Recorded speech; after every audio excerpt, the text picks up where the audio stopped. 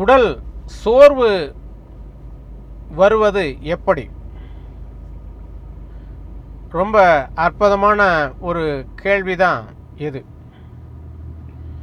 உடல் சோர்வுங்கிறது ஒரு மனிதனுக்கு எப்படி வருதுன்னா, உழைக்கிறதுனால் அல்ல,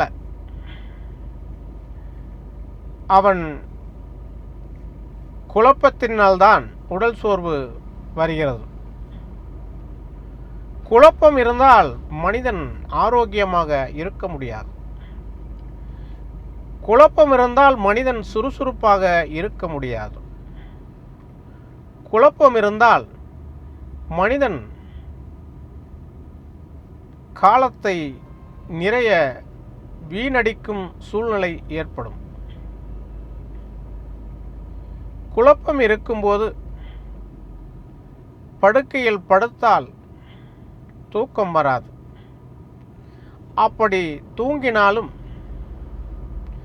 சரியான உறக்கம் வருமா என்றால் நிச்சயமாக வராது. அப்படி வந்தாலும் கூட தேவையில்லாத நேரத்தில் அதிகாலையில் 5 மணிக்கு எந்திரித்தாலும் கூட அந்த குழப்பம் ஒன்று மனதில் அந்த நேரத்தில் வந்துவிட்டால் மீண்டும் 1 மணி நேரம் காலதாமதம் ஆகிறது. குழப்பம் வந்துவிட்டால் காலையிலேயே ஒரு மனிதனுக்கு உடல் சோர்வு வந்துவிடுகிறது. அந்த உடல் சோர்வு மாலை வரை நீடிக்கிறது. அப்படி ஒவ்வொரு நாளும் உடல் சோர்வு ஒரு மனிதனுக்கு வந்துவிட்டால் அவனுடைய காலம், வாழ்க்கை எனும் காலம் நிறைய விரயமாகிறது. விரயமாயிட்டால் அவன் வாழ்க்கை சூனியமாக மாறிவிடுகிறது. அவன் வாழ்க்கையில் எந்த சூழ்நிலையிலும் முன்னேறுவதற்கான வாய்ப்பு இல்லாமல் போய்விடுகிறது. உடல் சோர்வு என்பது குழப்பத்தால் வருவது. அந்த குழப்பத்தை சரி செய்ய நீங்கள் எப்பொழுதும் கற்றுக்கொள்ள வேண்டும். அதற்காக நீங்கள் உங்களை தயார்படுத்திக் கொள்ள வேண்டும். எப்பொழுதும் ஏதாவது ஒரு பணியை நீங்கள் செய்து கொண்டே இருக்க வேண்டும். உங்களுடைய மூளையில்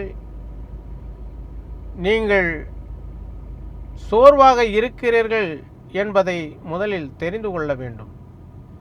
அதை தெரிந்து கொள்வதற்கு ஏதாவது ஒரு பணியை நீங்கள் செய்து கொண்டே இருக்க வேண்டும். அப்பொழுது இடையூறு ஏற்பட்டால் நாம் குழப்பத்தில் இருக்கிறோம் என்பதை முதலில் தெரிந்து கொள்ள வேண்டும். அந்த குழப்பத்தில் இருந்து நீங்கள் வெளியில் வந்தால்தான் உங்களுடைய வாழ்க்கை பயணத்தை சிறப்பாக நடத்த முடியும் என்பதுதான் உண்மை. அப்படி வாழ்க்கையில் முன்னேற வேண்டும் என்றால் நீங்கள் குழப்பமில்லாமல் இருக்க வேண்டும். குழப்பமில்லாமல் இருந்தால் சோர்வு என்பது இருக்காது. சோர்வு இல்லை என்றால் நீங்கள் எப்பொழுதும் ஆரோக்கியமான ஆற்றலுடைய மனிதனாக இருக்க முடியும். அப்படி ஆற்றலுடைய மனிதனாக நீங்கள் இருக்கும்போது உங்களுடைய வாழ்க்கை அற்புதமாக இருக்கும் என்பதுதான் உண்மை. நன்றி.